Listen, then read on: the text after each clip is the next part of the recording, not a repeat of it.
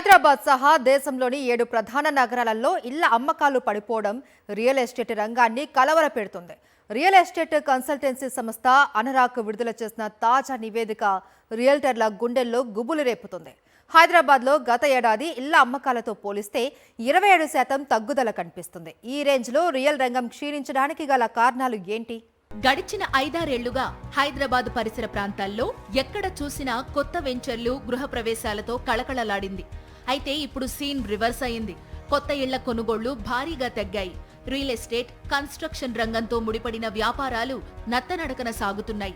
భారీ స్పీడ్తో దూసుకెళ్లిన నిర్మాణ రంగం ప్రస్తుతం స్తబ్దుగా సాగుతోంది. రియల్ ఎస్టేట్ రంగంలో ప్రముఖ కన్సల్టెన్సీ సంస్థ అనరాక్ విడుదల చేసిన నివేదికలో పలు ఆసక్తికర విషయాలు వెలుగు చూశాయి. ఒక్క హైదరాబాదే కాదు, దేశంలోని 7 ప్రధాన నగరాల్లో కూడా ఇదే పరిస్థితి. అయితే హైదరాబాద్, పూణేలో మాత్రం ఇళ్ల అమ్మకాలు అమాంతం పడిపోయినట్లు తేలింది. ఇళ్ళ అమ్మకాలు ఎందుకు తగ్గాయంటే లాస్ట్ టైం గవర్నమెంట్ ఒక పర్టికులర్ ఏరియా డిసైడ్ అయిపోయారు. Kokapet, financial district, Gachibowli, Nanakramguda, nursing, Nalgonda. ఇప్పుడు ఆ క్లారిటీ ఇంకా రావాల్సిన అవసరం ఉంది. ఎందుకంటే హోల్ స్టేట్ ప్లాన్ చేస్తున్నారు, సంబంధిత అధికారులకు ఆల్రెడీ ప్లాన్ చేయమన్నారు. ప్లస్ నెక్స్ట్ స్టెప్ ఏంటంటే ఆ డెసిషన్ తీసుకుంటే గవర్నమెంట్ దగ్గర ఒక క్లియర్ డెసిషన్ వస్తే బిల్డర్స్ కానీ, ఇన్వెస్టర్స్ కానీ ఎవరికైనా ఒక క్లారిటీ ఉండి డెవలప్ చేస్తారు. కానీ ఇప్పుడు అది లేదు. ఈ ఏడాది తొలి 2 త్రైమాసికాలకు ఇచ్చిన నివేదికలో హైదరాబాద్లో ఇళ్ల అమ్మకాలు 15,085 యూనిట్ల నుంచి 11,040 యూనిట్లకు పడిపోయాయి. చెన్నైలో మాత్రం గత ఏడాదితో పోలిస్తే ఈ ఏడాది తొలి 6 నెలల్లో అమ్మకాలు 11% పెరిగాయి. హైదరాబాద్ మార్కెట్లో ఇళ్ల ధరలు పెరిగిపోవడంతో అమ్మకాలు భారీగా పడిపోయినట్లు నిపుణులు అభిప్రాయపడుతున్నారు. రియల్ ఎస్టేట్ వ్యాపారం అనేది పడిపోవడానికి ముఖ్య కారణం అవసరానికంటే ఎక్కువ నిర్మాణాలు జరగటం జరిగింది. కార్పొరేట్ రియల్ ఎస్టేట్ సంస్థలు విపరీతంగా ధరలు పెంచడం కూడా ఒక రీజన్.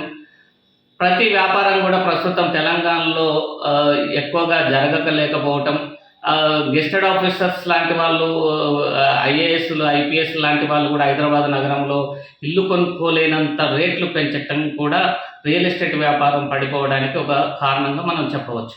రియల్ ఎస్టేట్ కన్సల్టెంట్ అనరాక్ తాజా నివేదిక ప్రకారం ప్రస్తుత ఆర్థిక సంవత్సరం ఏప్రిల్ నుంచి జూన్ వరకు హైదరాబాద్ మార్కెట్లో ఇళ్ల అమ్మకాలు గతేడాది ఇదే త్రైమాసికంతో పోల్చి చూసినప్పుడు 27% క్షీణించాయి.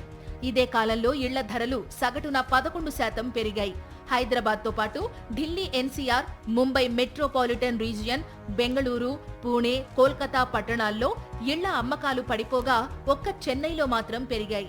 దేశవ్యాప్తంగా టాప్ 7 నగరాల్లో సైతం ఇదే స్థాయిలో ఇళ్ల ధరలు పెరిగాయి.